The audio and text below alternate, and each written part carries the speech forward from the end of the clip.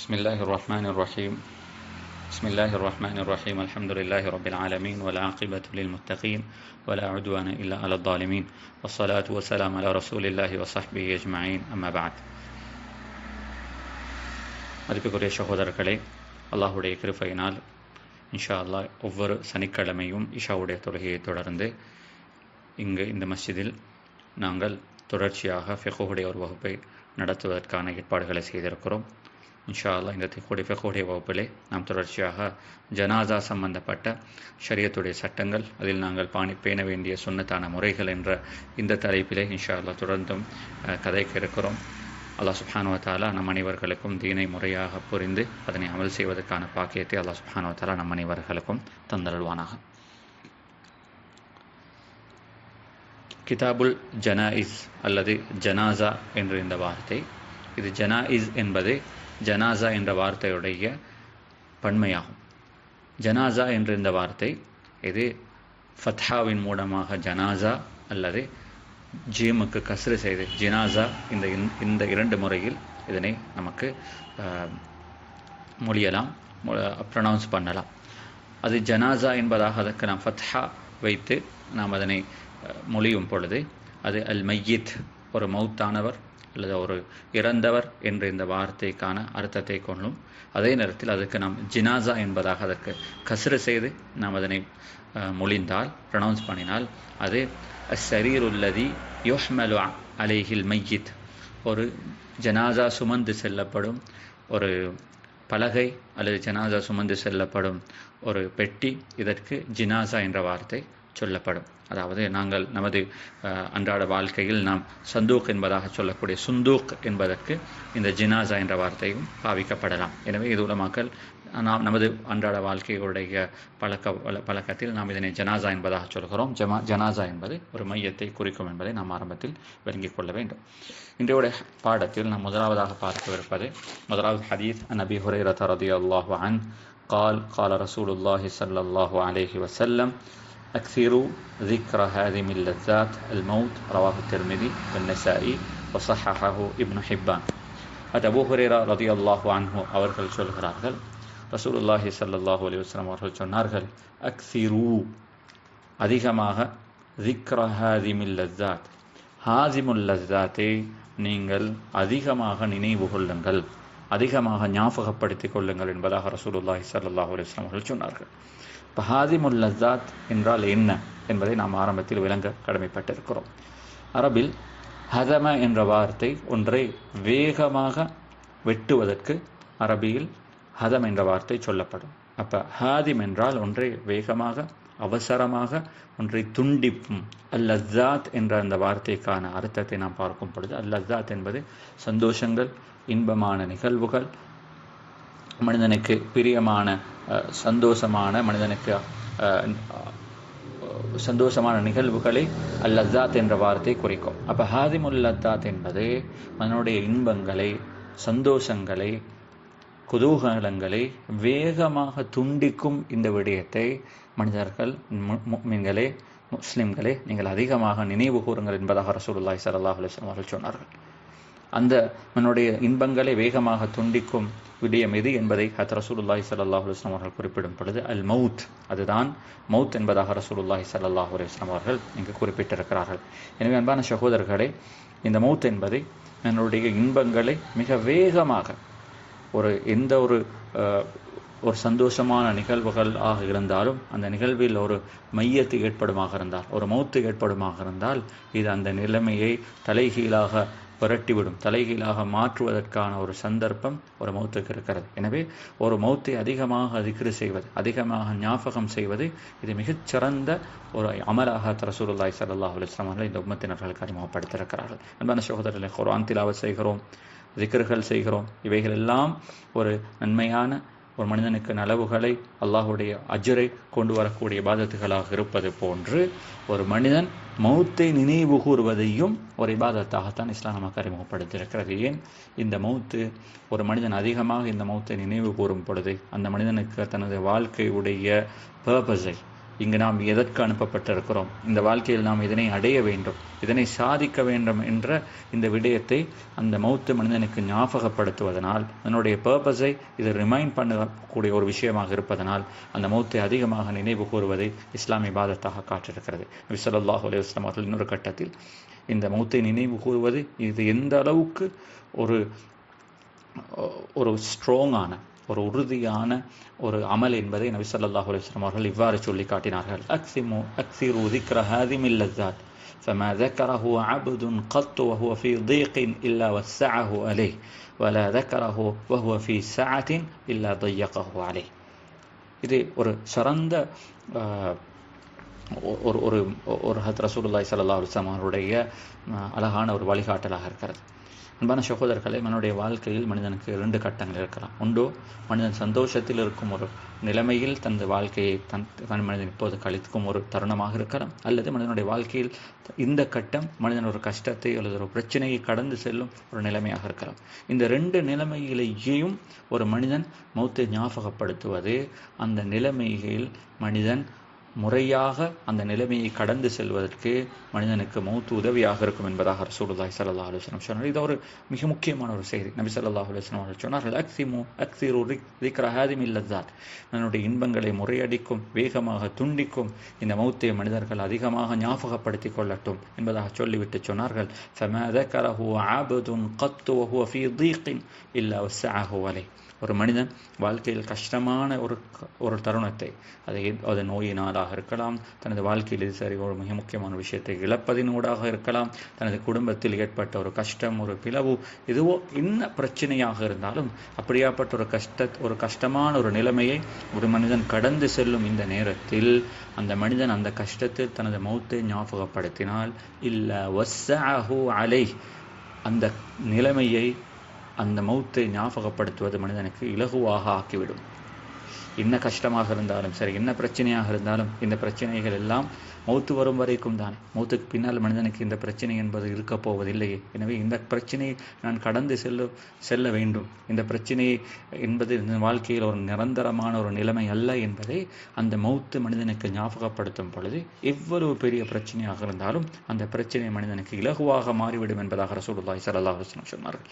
அதே போன்று சொன்னார்கள், மனிதன் ஒரு சந்தோஷமான ஒரு நிலைமை, அது குடும்பத்தில் ஏற்படும் ஒரு திருமண வைபவமாக இருக்கட்டும் அல்லது வேறு என்ன ஒரு சந்தோஷமான ஒரு நிகழ்வை மனிதனுக்கு வாழ்க்கையில், அது திருமணமாக இருக்கட்டும். இதனால தான் நபி ஸல்லல்லாஹு அலைஹி வஸல்லம் அவர்கள் திருமணத்துடைய நிக்காஹுடைய மஜ்லிஸிலே நபி ஸல்லல்லாஹு அலைஹி வஸல்லம் அவர்கள் தக்வாவையும் மௌத்தையும் ஞாபகப்படுத்தும் ஆயத்துக்களை ஓதிருக்கிறார். ஏனென்றால் அந்த சந்தோஷமான ஒரு நிலைமையை மனிதன் கடந்து செல்லும் பொழுது அந்த சந்தோஷமான நிலைமையில் மனிதன் மௌத்தை ஞாபகப்படுத்தினால் இல்லா ضيقه عليه, அந்த நிலைமையில் மனிதன் வரம்பு மீறாமல் அல்லாஹ்வுடைய கட்டளைகளை பாழாக்காமல் அந்த சந்தோஷமான நிலைமைகளை கடந்து செல்வதற்கு மௌத்து அவருக்கு ஹெல்ப்ஃபுல்லாக, உறுதுணையாக இருக்கும் என்பதாக நபி ஸல்லல்லாஹு அலைஹி வஸல்லம் சொன்னார்கள். அப்படி என்றிருந்தால் ஒரு ஜனாசாவுடைய ஒரு மையத்தை ஒரு மனிதன் கல்யாண வீட்டில் ஞாபகப்படுத்துவானாக இருந்தால் அங்கு பாவமான செயல்கள் நடப்பதற்கான ஒரு இடமாக அந்த இடத்தை நாங்கள் மாற்றிக்கொள்ள மாட்டோம். எந்த ஒரு நல்ல சந்தோஷமான நிகழ்வாக இருந்தாலும் அந்த நிகழ்விலே நாங்கள் மௌத்தை ஞாபகப்படுத்தும் பொழுது அது நமது வாழ்க்கையில் ஒரு அழகான ஒரு வரையறையை ஏற்படுத்துவதற்கும் அல்லாஹ்வுடைய கட்டளைகளை பாழாக்காமல் இருப்பதற்கும் அது உதவியாக இருக்கும் என்பதாக நபி ஸல்லல்லாஹு அலைஹி வஸல்லம் சொல்லி காட்டினார். அன்பான சகோதரர்களே, மௌத்து என்பது நமது வாழ்க்கையில் மௌத்தை பற்றி நினைவு கூறும் பொழுது நாம் ஒரு விஷயத்தை அடிக்கடி ஞாபகப்படுத்திக் கொள்ள கடமைப்பட்டிருக்கிறோம். உதாரணமாக, நாம் வாழ்க்கையில் ஒரு வீட்டில் வாழ்ந்துவிட்டு இன்னொரு புதிய வீட்டுக்கு இடம் மாறுகிறோம். அது கூலி வீட்டிலிருந்து இன்னொரு புதிய கூலி வீட்டுக்கு செல்லலாம், அல்லது நாம் இவ்வளவு நாளும் கூலி வீட்டிலே வாழ்ந்துவிட்டு புதிதாக வீடொன்று கட்டிக்கொண்டு நாம் அந்த புதிய வீட்டுக்கு குடிபுகுகிறோம் என்றிருந்தால் இந்த நேரத்தில் நாம் பொதுவாக நமது வாழ்க்கையில் சில விஷயங்களை நாங்கள் கடைபிடிப்போம். அந்த புதிய வீட்டுக்கு போகிறதுக்கு முன்னால் அந்த புதிய வீட்டுக்கு போய் அந்த வீட்டை துப்புரவாக்கி அந்த வீட்டுக்கு தேவையான எல்லா ஏற்பாடுகளையும் செய்துவிட்டு நாளைய நாள் புதிய வீடு போகிறோமாக இருந்தால் அந்த நாளைய நாளுடைய நாள் அங்கே நாங்கள் புதிய வீடு போகிறதுக்கு முன்னாலேயே எல்லா ஏற்பாடுகளையும் முறையாக செய்ததுக்கு பின்னால், அந்த வீட்டை தயார்படுத்தினதுக்கு பின்னால் தான் நாங்கள் அந்த புதிய வீட்டுக்கு போவோம். அன்பான சகோதரர்களே, அப்படியான ஏற்பாடுகளை செய்யாமல் நாங்கள் அங்கே போயிருப்போமாக இருந்தால் அது நமக்கு பல விதமான இன்னல்களை கஷ்டங்களை ஏற்படுத்தலாம். நமக்கு தேவையான சாமங்களை தேடுறது கஷ்டமாக இருக்கும். அன்றைய நாளில் எல்லாத்தையும் ஆர்கனைஸ் பண்ணிக்கொள்வது, ஒழுங்குபடுத்திக் கொள்வது என்பது ஒரு சேலஞ்சான ஒரு விஷயமாக மாறும். அன்பான சகோதரர்களே, சாதாரணமாக ஒரு வீட்டிலிருந்து இன்னொரு வீடுக்கு மாறும் பொழுது அல்லது புதிய ஒரு வீட்டுக்கு குடி போகும் பொழுது முன்னேற்பாடுகள் இல்லாமல் அந்த விஷயத்தை நாம் செய்வோம் பொழுது நாம் எவ்வளவு விதமான பிரச்சனைகளை முகம் கொடுக்க நமக்கு நேரிடுகிறது. அன்பான சகோதரர்களே, ஒரு சாதாரண ஒரு வீட்டில் இன்னொரு வீட்டுக்கு மாறும் பொழுதே முன்னேற்பாடுகள் செய்வது இந்த அளவுக்கு முக்கியம் என்றிருந்தால், அன்பான சகோதரர்களே, நம்மை பொறுத்தவரையில் இங்கு மௌத்து என்பது எனக்கும் உங்களுக்கும் ஒரு முடிவல்ல. இது ஒரு டிரான்சிட். நாம் ஒரு வாழ்க்கையிலிருந்து இன்னொரு வாழ்க்கைக்கு மாறுகிறோம். அப்படியாப்பட்ட ஒரு நம்பிக்கையுடன் வாழும் நாம் அந்த வீட்டில் இந்த இடத்திலிருந்து அந்த கபர் என்ற வீட்டுக்கு நாம் நகர்ந்து செல்லும் பொழுது முன்னேற்பாடுகள் இல்லாமல் அங்கு நாங்கள் போகிறதாக இருந்தால் அது நமது வாழ்க்கையில் நாம் செய்யும் மிக பெரும் ஒரு தவறாக இருக்கும். எனவே அன்பான சகோதரர்களே, இந்த ஒவ்வொரு நிமிடங்களும் ஒவ்வொரு தருணங்களும் இந்த ஜனாசாவுடைய இந்த விஷயங்கள் நமக்கு ஞாபகப்படுத்தப்படுவது, நமது மௌத்துடைய கட்டம், நமக்கு எழுதப்பட்ட மௌத்து நமக்கு வருவதற்கு முன்னால் நிச்சயமாக நாம் அதற்கு தேவையான ஏற்பாடுகளை செய்ய கடமைப்பட்டிருக்கிறோம். இது வாழ்க்கையில் ஒரு மிக முக்கியமான, இது ஒரு யகீன், உண்மையாக நடக்க வேண்டியிருக்கிறது. இது இந்த உண்மையை எனக்கோ உங்களுக்கோ மறுக்க முடியாது. நிச்சயமாக இந்த நிலைமை நமக்கு ஏற்படுவதற்கு முன்னால் அதற்காக வேண்டி தயார்படுத்திய ஒரு மனிதர்களாக நாம் நம்மை மாற்றிக்கொள்வது கடமைப்பட்டிருக்கிறோம். இதனால தான் உஸ்மான் இப்னு அஃபான் ரலியல்லாஹு அவர்களை பற்றி சொல்லப்பட்டிருக்கிறது. கான இதா வகஃப அலா அல் கப்ரி பகா ஹத்தா தபுல்ல லிஹியதஹு. உஸ்மான் இப்னு அஃபான் ரலியல்லாஹு அவர்கள் கபர்களுக்கு முன்னால் நின்றால் அவர்களுடைய தாடி நலையும் அளவுக்கு அவர்கள் அழுவார்கள். சொல்லப்பட்டது உஸ்மான் இப்னு அஃபான் அவர்களை பார்த்து, துஸ்கருல் ஜன்னத்து வன்னார் ஃபலா தப்கி வதப்கி மின் ஹாதா. சொர்க்கத்தை பற்றி ஞாபகப்படுத்தப்படுகிறது, நரகத்தை பற்றி ஞாபகப்படுத்தப்படுகிறது. ஆனால் கபருக்கு முன்னால் நீங்கள் அழுகும் இந்த அழுகை உங்களுக்கு அங்கு ஏற்படுவதில்லையே என்பதாக சொன்ன பொழுது உஸ்மான் இப்னு அஃபான் அவர்கள் ஒரு உண்மையை, யதார்த்தத்தை நமக்கு அழகாக சொல்லி தந்தார்கள். சொன்னார்கள், அல் கப்ரு அவ்வலு மனாசில் அல் ஆஹிரா فإن نجا منه فما بعده أيسر فإن لم ينج منه فما بعده أشد منه. சொன்னார்கள், நான் நபி ஸல்லல்லாஹு அலைஹி வஸல்லம் அவர்கள் சொல்ல கேட்டிருக்கிறேன், ஒரு மனிதனுடைய ஆகிரத்துடைய வாழ்க்கையின் முதலாவது வீடு அது கபர். அங்கு ஒரு மனிதன் தனக்கு பாதுகாப்பான ஒரு இடமாக அந்த இடத்தை ஒரு மனிதனுக்கு ஆக்கிக் கொள்ள முடியுமாக இருந்தால் அதற்கு பின்னால் மனிதன் சந்திக்கவிருக்கும் எல்லா கட்டங்களும் மனிதனுக்கு பாதுகாப்பான கட்டமாக அமையவிருக்கும். ஆனால் அங்கு ஒரு மனிதனுக்கு அந்த கபர் ஒரு பாதுகாப்பான ஒரு இடமாக இல்லாமல் அது ஒரு பயங்கரமான அதாபு செய்யப்படும் ஒரு மனிதனுக்கு கஷ்டமான ஒரு நிலைமையாக அந்த கபருடைய நிலைமை மாறுமாக இருந்தால் நிச்சயமாக அந்த மனிதனுக்கு அந்த கபரு எவ்வளவு கஷ்டமாக இருக்கிறதோ அதனை விடவும் அதற்கு பின்னால் மனிதன் சந்திக்கவிருக்கும் நிலைமைகள் கஷ்டமாக இருக்கும் என்பதாக நபி ஸல்லல்லாஹு அலைஹி வஸல்லம் அவர்கள் சொன்னார்கள். அன்பான சகோதரர்களை, இந்த வார்த்தையை சொல்லிவிட்டு உஸ்மான் இப்னு அஃபான் அவர்கள் நபி ஸல்லல்லாஹு அலைஹி வஸல்லம் அவருடைய இன்னொரு ஹதீஸையும் குறிப்பிட்டு காட்டினார்கள். கால ரசூலுல்லாஹி ஸல்லல்லாஹு அலைஹி வஸல்லம், மா ரஅய்து மன்தரன் கத்து இல்லா வல் கப்ரு அஃதஉ மின்ஹு. நான் நபி ஸல்லல்லாஹு அலைஹி வஸல்லம் அவர்கள் 7 வானங்களை கடந்து அவர்கள் பலவிதமான சொர்க்கத்தை பார்த்தார்கள், நரகத்தை பார்த்தார்கள், நரகத்தில் அதாபு செய்பவர்களை பார்த்தார்கள், தனது வாழ்க்கையில் எவ்வளவு கஷ்டமான பயங்கரமான நிலைமைகளை கண்டிருக்கிறார்கள். நபி ஸல்லல்லாஹு அலைஹி வஸல்லம் அவர்கள் சொன்னார்கள், இந்த வாழ்க்கையில் நான் எத்தனையோ பயங்கரமான கஷ்டமான நிலைமைகளை பார்த்திருக்கிறேன். ஆனால் நான் இந்த எல்லா கபரை விடவும் ஒரு மிக பயங்கரமான எனது வாழ்க்கையில் எவ்வளவு பயங்கரமான நிகழ்வுகளை பார்த்த நான் கபரை விடவும் ஒரு பயங்கரமான ஒரு கட்டத்தை, ஒரு நிலைமையை எனது வாழ்க்கையை நான் பார்த்ததில்லை என்றிருந்தால் அன்பான சகோதரர்களை, அந்த கபருக்கு நானும் நீங்களும் எந்த அளவு தூரம் தயார்படுத்திக் கொள்வதற்கு கடமைப்பட்டிருக்கிறோம். எனவே அன்பான சகோதரர்களே, இந்த ஹதீஸ் முதலாவது எனக்கும் உங்களுக்கும் இந்த பாடத்தில் முதலாவது சொல்லித்தரும் முதலாவது பாடமே நமது வாழ்க்கையில் எந்த ஒரு நாளும் மௌத்தை நினைவு கூறாமல், மௌத்தை ஞாபகப்படுத்தாமல் கடந்து செல்லவே கூடாது. இது மிக பெரும் இபாதத். இது நமது வாழ்க்கைக்கு ஒரு அர்த்தத்தை தரும், நமது வாழ்க்கைக்குடைய திசையை முறையான ஒரு திசையில் எடுத்துச் செல்வதற்கு உதவியாக இருக்கும் ஒரு அமலாக இந்த அமல் நமக்கு அறிமுகப்படுத்தியிருக்கிறது. எனவே அல்ஹம்துலில்லாஹ், இன்றைய நாளில் நாம் படித்த இந்த பாடம் நிச்சயமாக நாம் ஒவ்வொருவரும் நமது வாழ்க்கையில் அங்கால நாங்கள் கடந்து செல்லும் ஒவ்வொரு நாளும் அந்த கபரை ஞாபகப்படுத்தும் ஒவ்வொரு நாளாக மௌத்தை ஞாபகப்படுத்தும் நாட்களாக அந்த நாட்களை நாங்கள் மாற்றிக்கொள்வதற்கு நாங்கள் கடமைப்பட்டிருக்கிறோம். அன்பான சகோதரர்களை, கடைசியாக ஒரு விஷயத்தை நான் சொல்லி நான் முடிக்க கடமைப்பட்டிருக்கிறேன், முடிக்கலாம் என்பதாக எதிர்பார்க்கிறேன். ஹதரத் சுலைமான் இப்னு அப்துல் மலிக் ரஹ்மத்துல்லாஹி அலைஹி அவர்கள் உமவியா அவர்கள் ஹிலாஃபத்திலே இருந்த ஒரு மிகப்பெரும் ஒரு ஹலீஃபா. அவர்கள் ஹஜ்ஜுக்காக வேண்டி பயணம் செய்த பொழுது அவர்கள் மதீனாவுக்கு வந்திருந்தார்கள். மதீனாவுக்கு வந்து மதீனாவிலே அவர்கள் தங்கியிருக்கும் பொழுது பலர் அவர்களை சந்திக்க வந்தார்கள். அவர்கள் சந்தித்து அவர்களுடன் கதைத்து விட்டு சென்றார்கள். இந்த நேரத்தில் சுலைமான் இப்னு அப்துல் மலிக் ரஹ்மத்துல்லாஹி அவர்கள் சொன்னார்கள், ஹல் பிஹா ரஜுலுன் அத்ரக இத்தம் மின ஸஹாபா. இங்கு மதீனாவில் பல சஹாபாக்களை சந்தித்த சரி ஒரு பெரிய ஒரு மனிதர் இருக்கிறார்களா என்பதாக கேட்டபொழுது சொன்னார்கள், இங்கு அபு ஹாசிம் ரஹ்மத்துல்லாஹி அவர்கள் இருக்கிறார்கள்.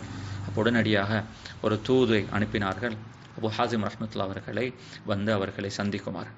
பிறகு அபு ஹாசிம் ரஹ்மத்துல்லாஹி அவர்கள் சுலைமான் இப்னு அப்துல் மலிக் அவர்களை சந்திக்க வந்த பொழுது சுலைமான் இப்னு அப்துல் மலிக் அபு ஹாசிம் ரஹ்மத்துல்லா அவர்களை பார்த்து சொன்னார்கள், மா ஹாதல் ஜஃபா, ஏன் எங்களுடன் நீங்கள் கோபமாக இருக்கிறீர்கள், என்னை வந்து சந்திக்க கூடாதா என்பதாக அவர்கள் சொல்லிவிட்டு சொன்னார்கள், மதீனாவில் இருக்கும் எல்லா முக்கியமான முக்கியஸ்தர்களும் பெரியவர்களும் வந்து என்னை சந்தித்தார்கள், ஆனால் நீங்கள் என்னை பார்க்க வரவில்லையே என்பதாக ஹலீஃபா அவர்கள் சொன்ன பொழுது அமீர் முஃமினீன் அவர்களை பார்த்து அபு ஹாசிம் ரஹ்மத்துல்லாஹி அவர்கள் சொன்னார்கள், எனக்கு நீங்கள் முன் அறிமுகம் இல்லாதவர், அதே போன்று உங்களுக்கும் நான் முன் அறிமுகம் இல்லாதவர்.